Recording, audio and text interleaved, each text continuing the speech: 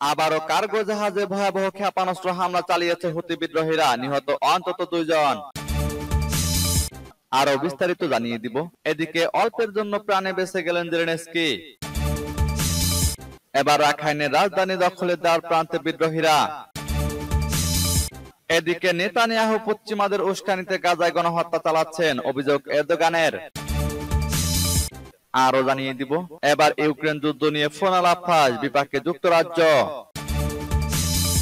এদিকে মার্কিন প্রেসিডেন্টের লড়াই থেকে সরে দাঁড়াচ্ছেন নিকি হ্যালি।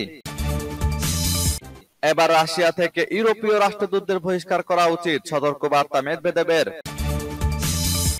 এবং সর্বশেষে জানিয়ে দিব, এদিকে যে দুটি স্তম্ভ ধসে পড়া ইসরায়েলের পতন শুরু হয়ে গেছে দাবি রিপোর্টে। শুনছিলেন সংবাদ শিরোনাম, এখন বিস্তারিত। তবে তার আগে অনুরোধ থাকবে এই ভিডিওতে একটি লাইক দিন এবং কমেন্টস করে জানিয়ে দিন আপনি কোন জেলা থেকে বা কোথা থেকে আমাদের সাথে যুক্ত রয়েছেন। এবং সংবাদের সর্বশেষ গুরুত্বপূর্ণ আপডেট পেতে চ্যানেলটি সাবস্ক্রাইব করে আমাদের সঙ্গেই থাকুন। আবারও কার্গো জাহাজে ভয়াবহ ক্ষেপণাস্ত্র হামলা চালিয়েছে হুতি বিদ্রোহীরা, নিহত অন্তত 2 জন।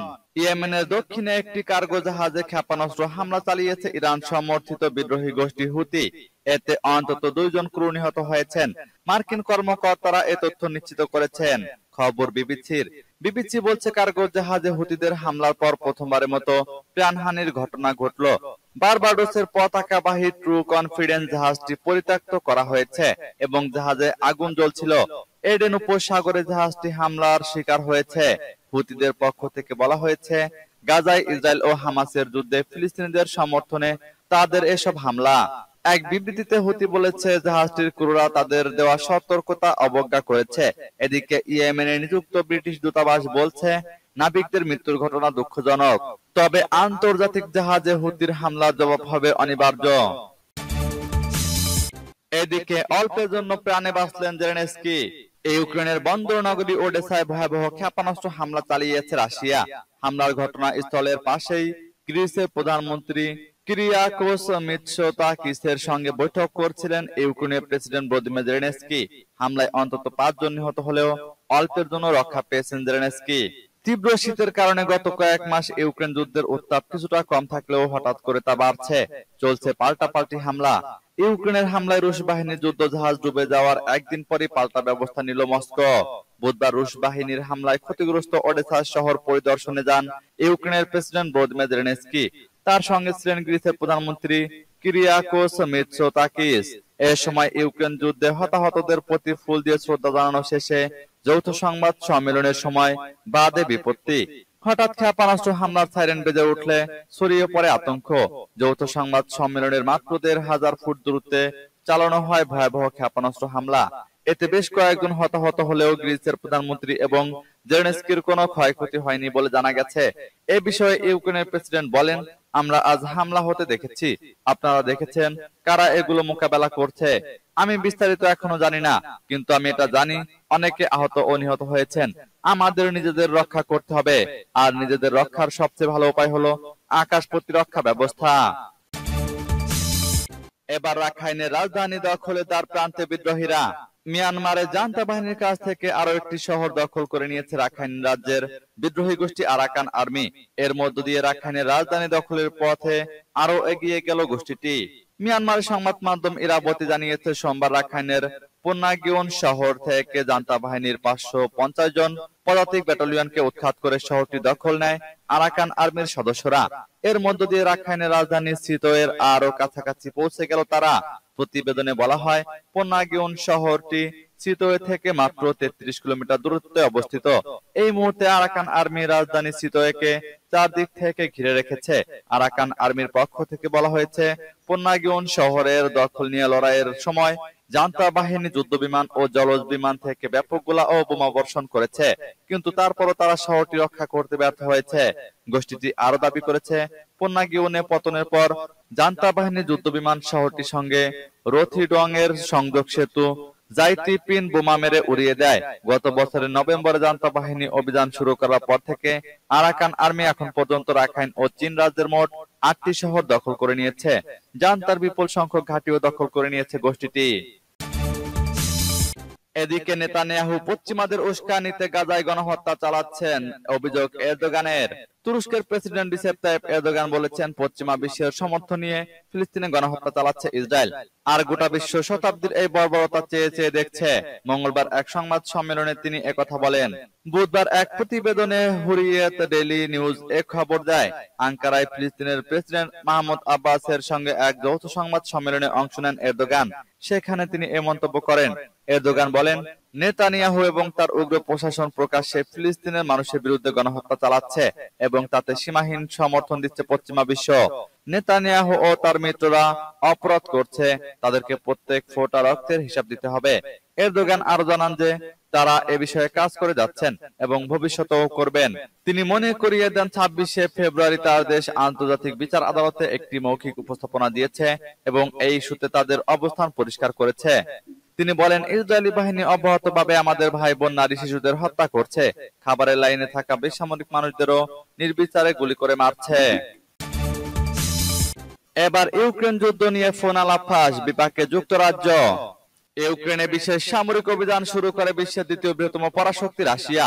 এরপর ইউক্রেনের পক্ষ নিয়ে অস্ত্র সরবরাহ করে আসছে মার্কিন যুক্তরাষ্ট্র ও যুক্তরাজ্য সহ পশ্চিমা দেশগুলো। তবে যুদ্ধক্ষেত্রে সরাসরি অংশ নেওয়ার বিষয়টি লন্ডন সবসময় অস্বীকার করে আসছিল, কিন্তু সম্প্রতি 38 মিনিটের একটি ফোনালাপ ফাঁসে বিপাকে পড়েছে যুক্তরাজ্য।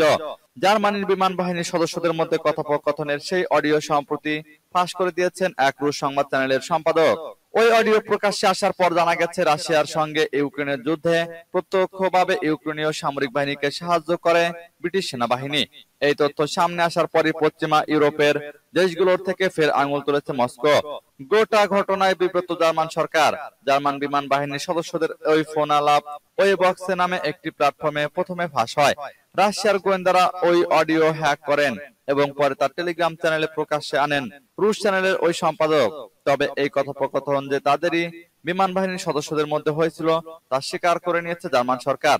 ওই বার্তায় এক বিমান বাহিনীর অফিসারকে বলতে শোনা গেছে, রুশ অধিকৃত ক্রিমিয়া উপদ্বীপের সঙ্গে রাশিয়ার মূল ভূখণ্ডের যোগাযোগ রক্ষাকারী কার সেতুকে যখন ইউক্রেনীয় বাহিনী নিশানা করেছিল, তখন ইউক্রেনকে স্টর্ম শ্যাডো ক্ষেপণাস্ত্র ছুড়তে সাহায্য করেছিলেন ব্রিটিশ সেনারা।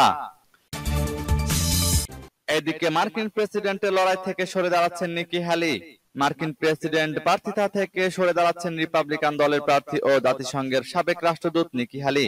সংশ্লিষ্ট একটি সূত্রে বরাতে খবরটি নিশ্চিত করেছে সিবিএস নিউজ। হ্যালির সরে দাঁড়ানোর খবর প্রথম প্রকাশিত হয়েছিল দ্য ওয়াল স্ট্রিট জার্নালে। হ্যালি বুধবার সকালে তার নিজ রাজ্য সাউথ ক্যারোলিনায় চার্লসটনে সংবাদ সম্মেলন করবেন বলে জানা গেছে। সিবিএস নিউজ জানিয়েছে, সুপার টুইজডেতে রিপাবলিকান মনোনীত প্রতিযোগিতায় সাবেক রাষ্ট্রপতি ডোনাল্ড ট্রাম্প প্রায় সব রাজ্যে জয়লাভ করার কয়েক ঘন্টা পরেই এই খবর আসে। ভোটাররা বলছেন, অভিবাসন ও অর্থনীতি তাদের কাছে সবচেয়ে গুরুত্বপূর্ণ বিষয়। ভারমন্টের রিপাবলিকান প্রাইমারিতে জয়ের সঙ্গে সুপার টুইজডেতে প্রতিযোগিতায় ট্রাম্পের প্রতিদ্বন্দ্বী ছিলেন হ্যালি। ট্রাম্প চলতি মাসের শেষের দিকে রিপাবলিকান মনোনয়ন পাওয়ার জন্য প্রয়োজনীয় 1215 প্রতিনিধির সমর্থন পাওয়ার দিকেই এগোচ্ছেন। এদিকে সুপার টুইজডেতে 15টি অঙ্গরাজ্যে রিপাবলিকান প্রার্থী বাছাইয়ের প্রাথমিক পর্বে বড় ধরনের সাফল্য পেয়েছেন ট্রাম্প। 15টির মধ্যে 13টিতে জয় নিশ্চিত করেছেন তিনি। কেবল ভারমন্ট অঙ্গরাজ্যেই নিকি হ্যালির কাছে হেরেছেন ট্রাম্প। 2020 সালের নির্বাচনে মার্কিন ডেমোক্র্যাট নেতা জো বাইডেনের কাছে হেরে ক্ষমতা ছাড়েন ট্রাম্প। এখন 2024 সালের নভেম্বরের প্রেসিডেন্ট নির্বাচনে অংশ নিতে রিপাবলিকান দল থেকে মনোনয়ন পাওয়া দৌড়ে আছেন তিনি। মঙ্গলবার সুপার টুইজডেতে বড় সাফল্য পাওয়ার মধ্য দিয়ে রিপাবলিকান দলের মনোনয়ন পাওয়া দৌড়ে অনেকটাই এগিয়ে গেছেন ট্রাম্প। এবার রাশিয়া থেকে ইউরোপীয় রাষ্ট্রদূতদের বহিষ্কার করা উচিত, সতর্কবার্তা মেদভেদেবের। রাশিয়ার সাবেক প্রেসিডেন্ট এবং জাতীয় নিরাপত্তা পরিষদের উপপ্রধান দিমিত্রি মেদভেদেব বলেছেন, রাশিয়ায় নিযুক্ত ইউরোপীয় ইউনিয়নভুক্ত দেশগুলোর রাষ্ট্রদূতদেরকে মস্কো থেকে বহিষ্কার করা উচিত। রাশিয়ার পররাষ্ট্রমন্ত্রী সের্গেই ল্যাভরভের সঙ্গে ইউরোপীয় ইউনিয়নভুক্ত দেশগুলোর রাষ্ট্রদূতরা দেখা করতে অস্বীকৃতি জানানোর পর এই কঠিন প্রতিক্রিয়া ব্যক্ত করেন মেদভেদেব। রাশিয়ার আসন্ন প্রেসিডেন্ট নির্বাচনে ইউরোপীয় ইউনিয়নভুক্ত দেশগুলোর হস্তক্ষেপ নিয়ে রুশ পররাষ্ট্রমন্ত্রী এসব রাষ্ট্রদূতের সাথে আলোচনা করতে চেয়েছিলেন। গতকাল সামাজিক যোগাযোগ মাধ্যম এক্স পেজে দেওয়া এক পোস্টে তিনি বলেন, ব্রাসেলস থেকে আসা পরামর্শের কারণে এসব রাষ্ট্রদূত রাশিয়ার পররাষ্ট্রমন্ত্রীর সাথে সাক্ষাৎ করতে অস্বীকৃতি জানিয়েছেন। এটি রাষ্ট্রদূতদের প্রচলিত দায়িত্বের সম্পূর্ণ বিপরীত পদক্ষেপ। ফলে ইউনিয়নভুক্ত দেশগুলোর সমস্ত রাষ্ট্রদূতকে রাশিয়া থেকে বহিষ্কার করা উচিত এবং কূটনৈতিক সম্পর্ক কমিয়ে দেওয়া দরকার। সূত্র পার্স টুডে। এদিকে যে দুটি স্তম্ভ ধসে পড়ায় ইসরায়েলের পতন শুরু হয়ে গেছে দাবি রিপোর্টে। আরব বিশ্বের বিশ্লেষক সুলতান আল আজলনির মতে ইহুদিবাদের সাথে যুদ্ধের ফলাফল তাৎক্ষণিক হবে না, তবে এর ফল দীর্ঘমেয়াদে নির্ধারিত হবে। এই ফিলিস্তিনি বিশ্লেষক মনে করেন, গাজা যুদ্ধের সময় ইহুদিবাদী প্রকল্পের দুটি গুরুত্বপূর্ণ স্তম্ভ নিরাপত্তা ও অর্থনীতি ভেঙে পড়েছে।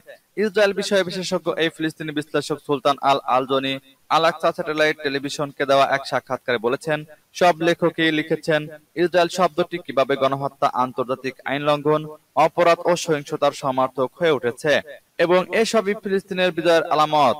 তিনি জোর দিয়েছেন যে বিশ্বে ইহুদিবাদের চেতনা এবং বিশ্বাসের ক্ষতি হয়েছে এবং অধিকৃত ভূমি থেকে ইহুদিদের বিপরীত অভিবাসনের লক্ষণ ফুটে উঠেছে। ইসরায়েল 2023 সালের অক্টোবর মাস থেকে পশ্চিমা সরকারগুলোর সর্বাত্মক সমর্থন নিয়ে গাজা উপত্যকা ও পশ্চিম তীরে মুসলিম ও প্রতিরক্ষাহীন ফিলিস্তিনি জনগণের উপর ব্যাপক গণহত্যা শুরু করে। ব্রিটিশ ঔপনিবেশিকতার সমর্থনে 1948 সালে ফিলিস্তিনি ভূমিতে ইসরায়েল প্রতিষ্ঠিত হয়েছিল। তারপর থেকে ইসরায়েল ফিলিস্তিনের উপর জাতিগত শুদ্ধি অভিযান চালানো এবং তাদের সমস্ত ভূমি দখল করার জন্য বিভিন্ন গণহত্যা চালানোর পরিকল্পনা গ্রহণ করে। সূত্র পার্স টুডে।